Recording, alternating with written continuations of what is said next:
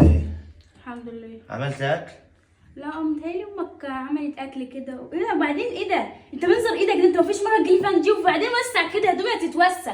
في ايه يا نوع؟ انا ما فيش اي حنفيه في الورشه، لما انا باجي اغسل ايدي هنا ايه طب المشكله؟ انا ذنبي ايه؟ انت مش كل يوم هتفضل على الموال ده؟ بقول لك يا نوع، انا جاي تعبان بالله عليكي، والايد الوسخه اللي انت تتريقي عليها دي هي اللي بتجيب لك الفلوس اللي بتاكلي بيها وبتلبسي طب بيها ماشي وبتجيبي ماشي. التليفون خلاص بتاعك بيها. طيب ماشي. انا ايه، جبت فلوس النهارده؟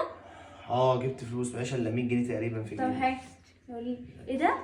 ايه اعمل بيها ايه دي يعني؟ دي هتجيب لي لبس ولا هتجيب لي ميك اب ولا هتجيب لي تصلح لي التليفون البايظ ده؟ لا اتقي الله، ما تنكديش عليا، انا جاي تعبان. طب مش انا مالي؟ قادر. ما تشتغل يا عم شغلتين في ايه؟ طب اتقي الله كده واهدي، انا عشان بس هنجيب ال 100 جنيه دي اي اكل ونقعد نظبط بيها يومنا النهارده. لا بقول لك ايه، روح شوف لك حته جبنه ولا اي حاجه ما يخصني، ولا شوف امك عامله اكل ايه. ال 100 جنيه دي كانت تلزمني، انا عايزه اجيب ميك اب، عايزه اجيب لبس، اي حاجه. مش كفايه دي 100 جنيه؟ ده انا اصحابي كلهم جوازاتهم بيدوم بال1000 وال2000. في ايه؟ انت مش مهتم